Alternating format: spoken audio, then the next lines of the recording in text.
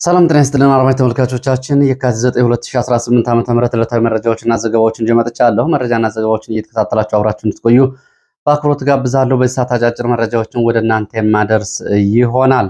በዚህ ሰዓት ከያዝኳቸው መረጃዎች መካከል እየተደረጉ ያሉ ጦርነቶችና በሰሜን ኢትዮጵያ ያለውን ውጥረት በተመለከተ አዳዲስ መረጃዎች ወጥተዋል። የህወሓትና የኤርትራ ወታደራዊ አዛዦች በአንድ ላይ ስለመምከራቸው የሚገልጹ መረጃዎችን ጨምሮ በቀጠናው ያለው ወታደራዊ ስምሪትና አዳዲስ ካምፖችና እንዲሁም ደግሞ ወታደራዊ ይዞታዎች፣ አዳዲስ ጦር መሳሪያዎችና እንደዚሁም ደግሞ የኃይል ስምሪቶችን የተመለከቱ አዳዲስ መረጃዎች እየወጡ ነው የሚገኙት። በዚህ ሰዓት እንግዲህ በሰሜን ኢትዮጵያ ያለው ውጥረት ይህንን ይመስላል። ኤርትራ ወደ ትግራይ ክልል ኃይል እያስገባች ነው የምትገኘው።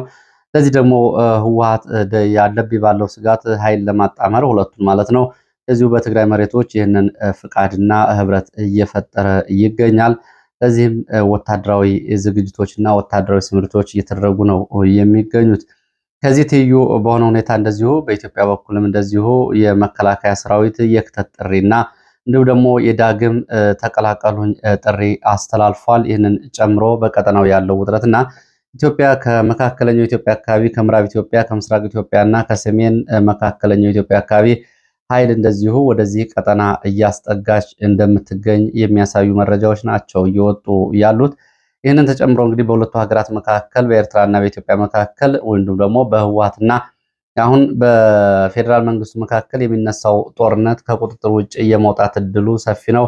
በሌሎች ሀገራት በቀጥታና በተዘዋዋሪ ጦርነቱ የመመራት እንዲሁም ደግሞ የሎጂስቲክ እና አቅርቦትን እንዲሁም ደግሞ የጦርነቱ ፍላጎትም በዛው ልክ የመሄድ እድሉ ሰፊ ነው የሚሉ ወታደራዊ፣ ፖለቲካዊ እንዲሁም ደግሞ ቀጠናዊ ምልከታዎች እየወጡ ነው የሚገኙት። በዚህ በኩል እንግዲህ ያለው ከግብፅ እስከ አስመራ፣ ከሳውዲ አረቢያ እስከ አስመራ እንዲሁም ደግሞ ከዩናይትድ አረብ ኤሚሬትስ አቡዳቢ እስከ አዲስ አበባ ያለው ሁኔታ ከሱዳን ጋር ተመሳሳይነት ያለው መሆኑን የሚያሳዩ መረጃዎች ናቸው እየወጡ ያሉት። የአረብ ሀገራት እና የመካከለኛው ምስራቅ አፍሪካ ሀገራት የመካከለኛው ምስራቅ ሀገራት የአፍሪካ አይደሉም፣ የመካከለኛው ምስራቅ ናቸው።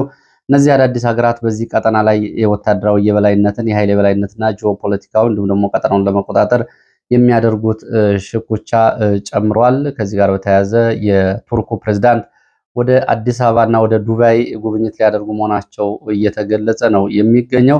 የቱርኩ ፕሬዝዳንት ወደ ሞቃዲሾ የምድር ጦር፣ የአየር ኃይል እንዲሁም ደግሞ የባህር ኃይሉን የሚያግዙ ዘመናዊ የጦር መሳሪያዎችን እያጓጓዙ ነው የሚገኙት።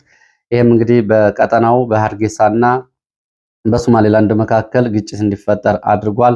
በሶማሌላንድ ውስጥ እንደዚሁ ታጣቂዎች ዩኒየኒስት ወይም ደግሞ የአንድነት ኃይሎችና ተገንጣይ ኃይሎች በሚሏቸው መካከል ውጊያ እየተደረገ ነው። በሶማሌላንድ ውስጥ ጦርነት እንዲደረግ ሞቃዲሾ ድጋፍ እያደረገች መሆኗን የሚገልጹ መረጃዎች አሉ። ይህ እንግዲህ ከእስራኤል ከኢትዮጵያም ከአረብ ኤሚሬትስም ከአዲስ አበባ አንጻር በቀጠናው ያሉ አዳዲስ አሰላለፎች እንደገና እንደዚሁ እየመጡ መሆናቸውን የሚያሳይ ነው። ይህንን ጨምሮ እንደዚሁ በተለያዩ አካባቢዎች በተለይ በማዕከላዊ ጎንደር ቀጠና ያለውን ሁኔታ በደንቢያ፣ በአልፋ፣ በጭልጋ፣ በጣቁሳና በአካባቢ የተመለከቱ አዳዲስ መረጃዎችም ይዣለሁ። ትናንትና ውጊያ ሲደረግበት ከዋለው የደቡብ ጎንደር ወረታ ከተማ ባሻገር እንደዚሁ በጭልጋ ቀጠናና በአለፋ ጣቁሳ ደርጊ አካባቢ አዳዲስ መረጃዎች አሉ። እነሱንም በዚህ ሰዓት ወደ እናንተ የማደርስ ይሆናል። እየተከታተላችሁ አብራችሁ እንድትቆዩ ነው በአክብሮት የምጋብዛችሁ። ወደ ተለያዩ አካባቢዎችም እንደዚሁ የሚወስዱ መረጃዎች አሉ።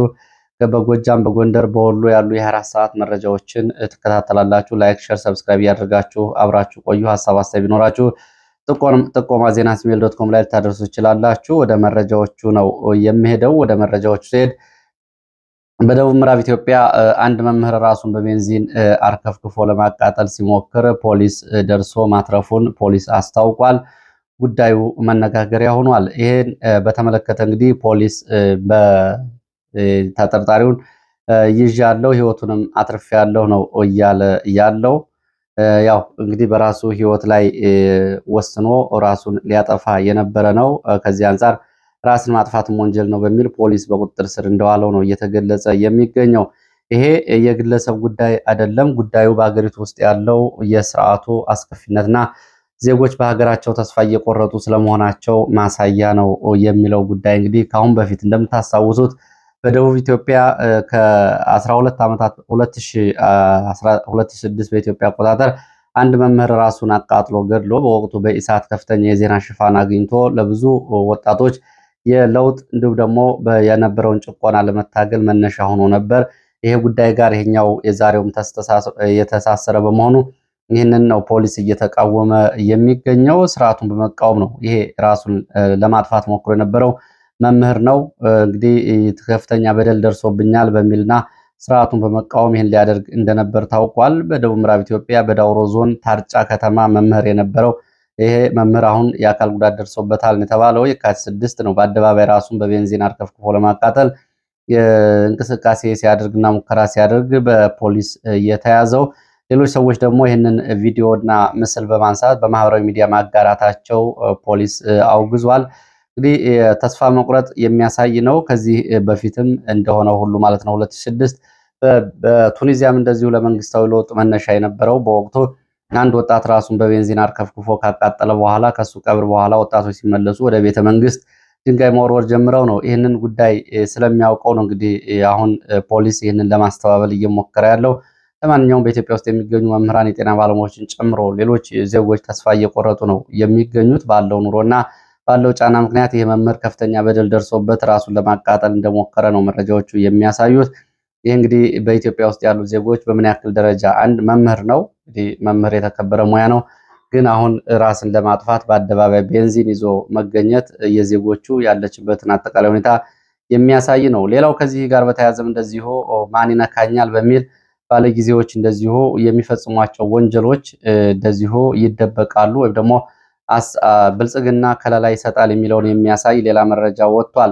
ከአሁን በፊት በህወሓት ኢህአዴግ ዘመን በተቃውሞ ይታወቅ የነበረው አትሌት ፈይሳ ሌሊሳ አዲስ አበባ ከተማ ውስጥ 2 ታዳጊ ህፃናትን በመኪና ገጭቷል። እንግዲህ የደረሰው የመኪና አደጋ አይደለም ጉዳዩን መነጋገሪያ ያደረገው። ሁልጊዜ አደጋ ይደርሳል፣ ግን በፖሊስ አልተያዘም። ሊይዙትና በቁጥጥር ስር ሊያውሉት የተንቀሳቀሱ ፖሊስ አባላት ላይ የሩምታ ተኩስ በመክፈትና በሽጉጥ በማስፈራራት ራሱን እንደዚሁ እስካሁን ድረስ ከቁጥጥር ውጭ አድርጎ በከተማው ውስጥ መኪና እያሽከረከረ እየተንቀሳቀሰ ነው የሚል ነው። ይህ እንግዲህ ሌሊሳ ፈይሳ ይህ ስርዓት የኛ ነው በሚል የተለያየ ጥቅማ ጥቅም እየቀረበላቸው ካሉና ብልጽግናን እንደዚሁ ከሚያወድሱ የስርዓቱ ሰዎች መካከል ነው። ብልጽግናን የሚቃወሙ የኦሮሞ ፖለቲከኞችን እነ ጀዋር መሐመድን እንደዚሁም ደግሞ በስር ላይ የሚገኘው ታየ ደንዳን ጨምሮ ሌሎቹን ሲዘልፍ ሲሳደብ ነው የሚውለው። ይሄ ስርዓት የኛ ነው ከአብይ በላይ ከየት እናመጣለን በሚል በሚታወቅበት ሁኔታ አሁንም ስርዓቱ እንዳይታሰር ከለላ አድርጎታል። ጀሞ አካባቢ ናስ ሪል ስቴት አካባቢ የገጫቸው ህጻናት አንዷ አለርት ሆስፒታል በጽኑ ህሙማን ውስጥ ትገኛለች። ሌላውም እንደዚሁ ከፍተኛ የሆነ የአካል ጉዳት ገጥሞታል ነው የተባለው። እስካሁን በፖሊስ አልተያዘም። ይባስ ብሎ ደግሞ በኦሮሞኛ ባሰራጨው ጽሁፍ ላይ ትራፊክ አደጋ ያጋጥማል ምን ይጠበስ ነው የምትሉት በሚል አሁንም ምላሽ እየሰጠ በብልጽግና ስርዓት ውስጥ እንግዲህ ብልጽግናን በማህበራዊ ሚዲያ እስካመሰገኑ ድረስ የብልጽግና ተከላካይና የብልጽግና የገጽታ ግንባታ እንዲሁም ደግሞ የጠቅላይ ሚኒስትሩን የገጽታ ግንባታዎች በማህበራዊ ሚዲያ እስከገነቡ ድረስ ሰዎች በህግ የማይጠየቁበት ጊዜ እንደሆነ የሚያሳይ ነው የአትሌት ፈይሳ ሌሊሳ የዛሬው ሁኔታ። እስካሁን ድረስ በፖሊስ ቁጥጥር ስር አልዋለም። በአንጻሩ ደግሞ እንግዲህ እነ ጀዋር መሐመድ እነ ታየ ደንዳን ይሄ ጊዜ የኦሮሞ ነው፣ የኦሮሞን ጊዜ የምትታገሉ ተላላኪና ባንዳዎች የሌሎች ተላላኪ በማለት በማህበራዊ ሚዲያ እንደዚሁ ለጠቅላይ ሚኒስትሩ ከለላ በመስጠትና እንዲሁም ደግሞ እሱን ገጽታ በመከላከል የሚታወቅ ነው። እንግዲህ ያለው አጠቃላይ ሁኔታ ይህን ነው የሚያሳየው። ኢትዮጵያ አሁን ምን ሁኔታ ላይ ነው ያለችው? ለይስሙላ እንኳ ማሰር፣ ለይስሙላ እንኳ ይዞ መልቀቅ በህወሓት ጊዜ ይደረግ ነበር። በህወሓት ዘመንም የስርዓቱና የህወሓት ሰዎች በወቅቱ አንድ ጥፋት ሲያጠፉ ይያዛሉ። ለፖለቲካው አደጋ ካልሆኑ ተይዘው ለህዝብ ቢያንስ የይምሰል ፍርድ ቤት ቀርበው ከእስር ቤት አውጥተው ሌላ ቦታ ኃላፊነት ይሰጧቸው ነበር።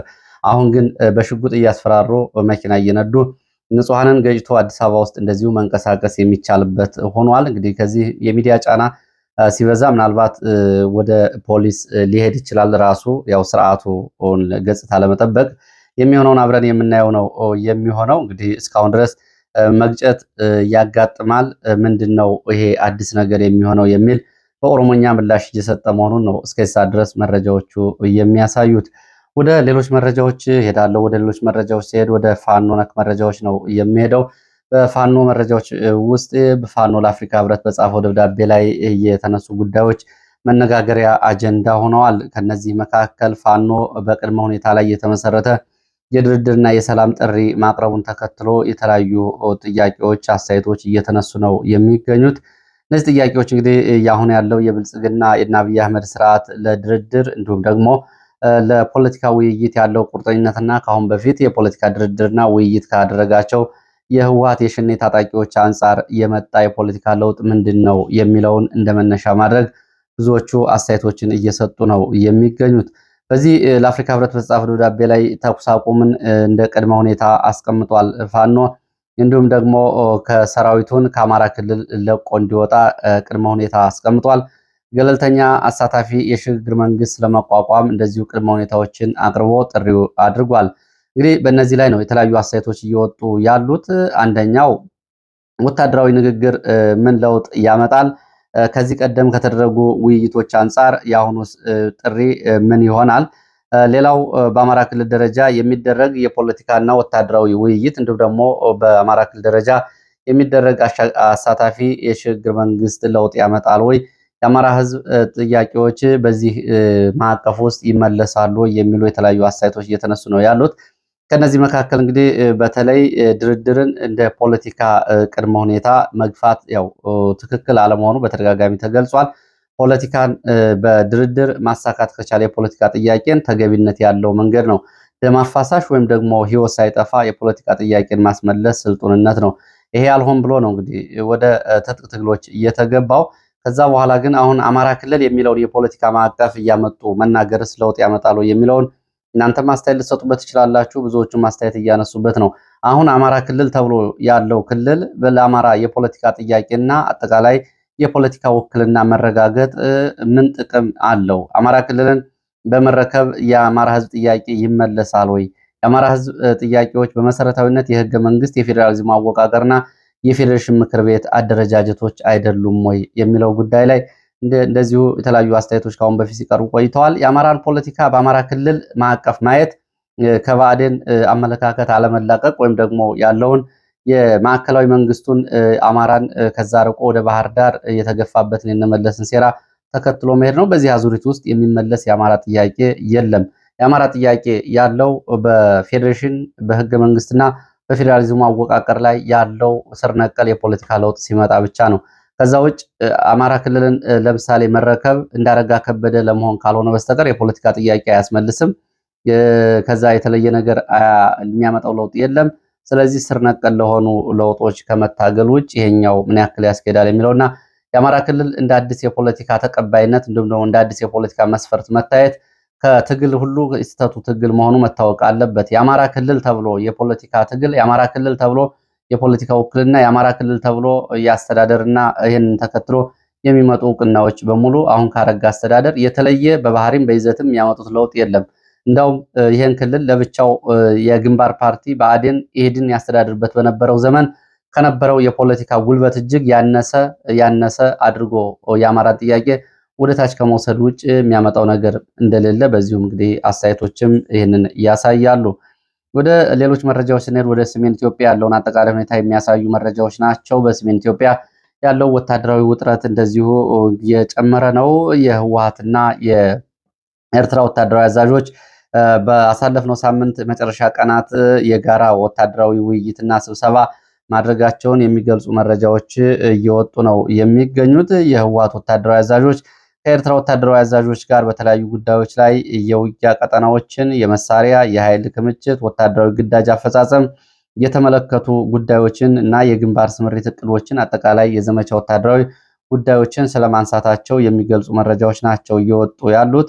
በዚህም እንግዲህ በትግራይ ክልል የተለያዩ ቦታዎች የኃይል ክምችት እየተደረገ እንደሆነ የሚወጡ መረጃዎች ያሳያሉ። በአመዛኙ የትግራይ ክልል አካባቢና የአማራ ክልል አዋሳኝ አካባቢዎች የጦር አውድማ የሚሆኑበት ሁኔታ እየመጣ ነው ያለው። በነገራችን ላይ ይሄ በሰሜን ኢትዮጵያ በህወሓትና በፌዴራል መንግስቱ መካከል በኤርትራና በኢትዮጵያ መካከል ጦርነት ቢነሳ ጦርነቱ የሁለቱ ሀገራት አይሆንም፣ ከቁጥጥር ውጭ ይወጣል የሚለው አስተያየት የብዙዎቹ ወታደራዊ፣ ቀጠናዊ፣ ፖለቲካዊ ተንታኞች አጠቃላይ የድምዳሜ ስምምነት ነው። ይሄ ጦርነት ከግብፅ እስከ ሳውዲ አረቢያ፣ ከሳውዲ አረቢያ እስከ አረብ ኤሚሬትስ ያለው ቀጠናዊ ፍላጎቶችን ጭምር የያዘ ጦርነት የመሆን እድሉ በጣም ሰፊ ነው። የሱዳን ተሞክሮ ለዚህ ማሳያ ነው። ደብረጽዮን ውጭ ሀገራት ለሚኖሩ ደጋፊዎቹ ትላንትና ባደረገው የህወሓትን 51ኛ ዓመት ምስረታ ምክንያት በማድረግ የተለያዩ ጉዳዮች ላይ ማብራሪያ ሰጥቷል። ከጎኑ እንዲቆሙና የገጠማቸውን ችግር በአንድነት እንዲወጡና እንዲቆሙ ጥሪ አቅርቧል። የዲያስፖራው ምላሽ ግን እንደወትሮው አይደለም ነው የተባለው። ይህንን ተከትሎ ከ22 በላይ ጣቢያዎችና አዳዲስ ወታደራዊ የክምችት ሎጂስቲክ ቀጠናዎች በትግራይ ውስጥ በአዲስ ስለመቋቋማቸው እንዲሁም ደግሞ ወታደራዊ ሰፈር ስለመሆናቸው የሚያሳዩ መረጃዎች ወጥተዋል። ከታህታይ አዳቦ እስከ ላላይ አዳቦ፣ ከዛላምበሳ እስከ ራማ፣ ከአዲግራት አካባቢዎች እስከ ቆላ ተንቤን ጨምሮ በተለያዩ ሰሜን ምዕራብ የትግራይ አካባቢ፣ ሰሜን የትግራይ አካባቢ፣ ደቡብ ምስራቅ የትግራይ አካባቢ እንዲሁም ደግሞ ደቡባዊ ዞን እያሉ በሚጠሩትና በትግራይ ማዕከላዊ ዞን ቆላ ተንቤንና ደቡብ አካባቢ አዳዲስ ወታደራዊ ቀጠናዎችና ጣቢያዎች እየተቋቋሙ ነው። ይሄ ከኤርትራ የሚገቡ መሳሪያዎችና ወታደሮችን ጨምሮ የተለያዩ ስምሪቶችና ዝግጅቶች እየተደረጉ መሆናቸውን መረጃዎቹ ያሳያሉ።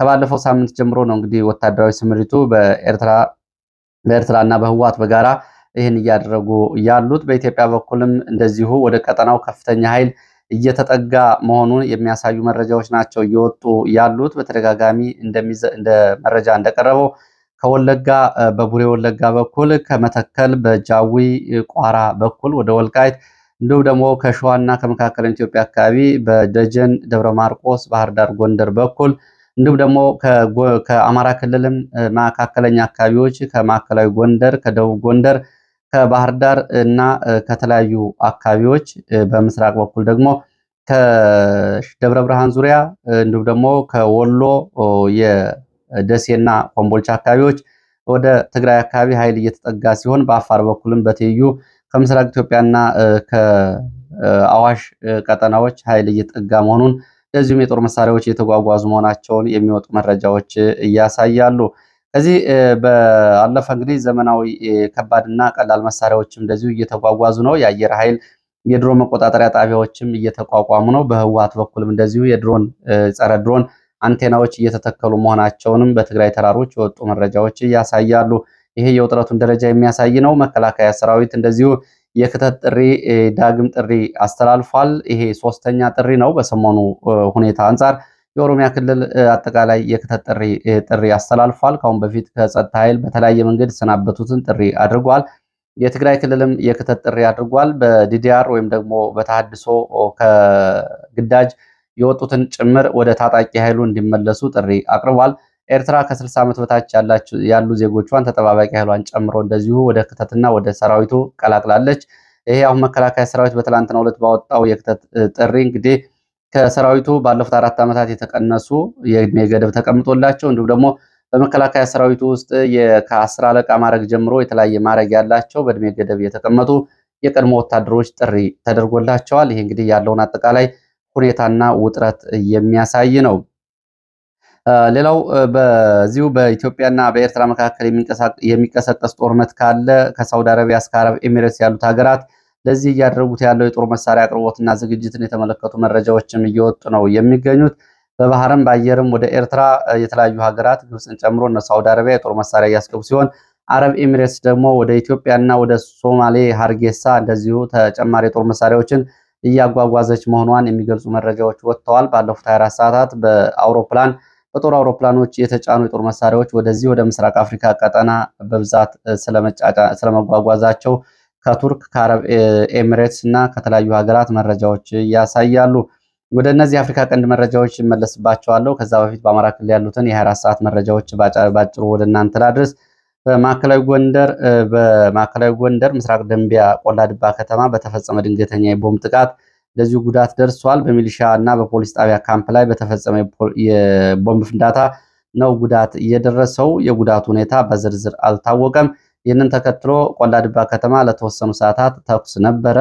ዛሬ ግን ከተማው ወደ መደበኛ እንቅስቃሴ ተመልሷል። በቦምብ ፍንዳታውም ሆነ በተኩሱ የደረሰው ጉዳት አልታወቀም ነው የተባለው። ቆላ ድባ ነው። በዚሁ ማዕከላዊ ጎንደር ቀጠና አለፋ ወረዳ ሻውራ፣ ጣቁሳ ወረዳ ደልጊ ሁለቱ ከተሞች ላይ የሚገኝ መከላከያ ካምፖቹን ለቆ ሌሊት ወጥቷል። መከላከያ ሰሞኑን በግዳጅ ቀጠና እስከ ቋራ ድረስ በተለያዩ ገጠራማ አካባቢዎች ስምሪት የቆየ ቢሆንም ይህን ኃይል ወደ ወረዳዎች ትላንትና ከሰበሰበ በኋላ ነው ሌሊቱን ለቆ የወጣው። መከላከያ ሌሊቱን ለቆ ሲወጣ በካምፖቹ ዙሪያ ከፍተኛ የተኩስ ሩምታ ይሰማ ነበር ብለዋል። ከዚህ መረጃ ደግሞ በተቃራኒው እንደዚሁ ወደዚሁ ቀጠና በሌላ አቅጣጫ ከጭልጋ ወደ ደልጊና ጣቁሳ እንቅስቃሴ ላይ በነበረ መከላከያ ላይ ድንገተኛ የደፈጣ ጥቃት ተፈጽሟል። ዙ 23 የጫነ እንደዚሁ ፓትሮልን ጨምሮ ተሽከርካሪ ወድቋል። በደፈጣ ጥቃቱን ተከትሎ በአካባቢው ለ4 ሰዓታት የቆየ እንደዚሁ የተኩስ ልውውጥ ተደርጓል። በዚህም ጉዳት ደርሷል። የጉዳት ሁኔታ በተመለከተ በፋኖ በኩል የሚወጡ መረጃዎች በመቶዎች የሚቆጠር የመንግስት ኃይል ጉዳት ደርሶበታል የሚል ሲሆን በዓይን እማኞች በኩል ግን ተኩስ እንዲሁም ደግሞ የደፈጣ ጥቃት ስለመኖሩ ገልጸው የደረሱ ጉዳቶች አልታወቁም። አምቡላንሶች ግን ቁስለኞችን ሲያመላልሱ ነበር የሚል መረጃ ሰጥተዋል። በዚሁ በጭልጋ ቀጠና ጫንድባ ተብሎ የሚጠራው አካባቢ ከተደረገው የደፈጣ ጥቃትና ከነበረው ውጊያ ባሻገር ዋርካ ተብሎ የሚጠራ ቦታም ኮርክ ዋንኬ ተብሎ የሚጠራ ወንዝ አካባቢም እንደዚሁ ውጊያ ተደርጓል። በዚህ ውጊያም እንደዚሁ ጉዳቶች መድረሳቸውን መረጃዎቹ ጠቁመዋል። ከማዕከላዊ ጎንደር ባሻገር በደቡብ ጎንደር ትላንትና እንደዚሁ በወረታ ከተማ ውጊያ ሲደረግ ነው እየዋለው። በውጊያውም እንደዚሁ ከፍተኛ ሰብአዊ፣ ቁሳዊ፣ ወታደራዊ ኪሳራ ደርሷል። እስካሁን ድረስ በወጡ መረጃዎች በፋኖ 2 የቡድን መሳሪያዎች እና በሁለቱ ፖሊስ ጣቢያዎች ላይ የነበሩ በርካታ የነፍስ ወከፍና እንደዚሁ ተተኳሾችን በእጁ አስገብቷል። ከ8 በላይ የሚሊሻና የአድማ ብተና አባላት በፋኖ ተይዘው ተወስደዋል።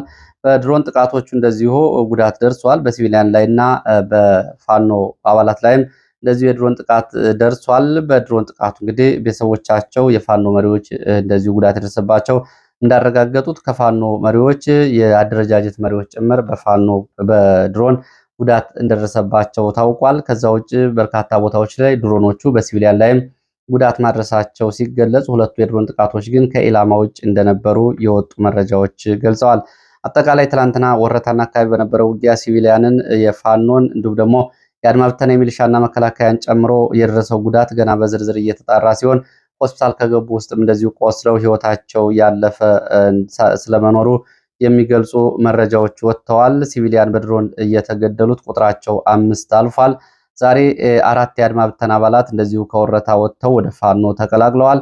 በወረታ ቀጠና አለምበር ተብሎ የሚጠራው አካባቢ እንደዚሁ ግዳጅ ላይ የነበሩ በቁጥር ያልታወቁ የአድማ ብተና አባላት የቡድን መሳሪያ ጭምር በመያዝ ከግዳጅ ቀጠና ስለመውጣታቸውና ስለመጥፋታቸው የሚገልጹ መረጃዎች ወጥተዋል። ይህንን ተከትሎ አሪንጎ እንዲሁም ደግሞ ርብ ኢየሱስ ተብሎ የሚጠሩት አካባቢዎች ስምሪት እየተደረገና ፍለጋ እየተደረገ እንደሆነ የወጡ መረጃዎች ይህንን ያሳያሉ።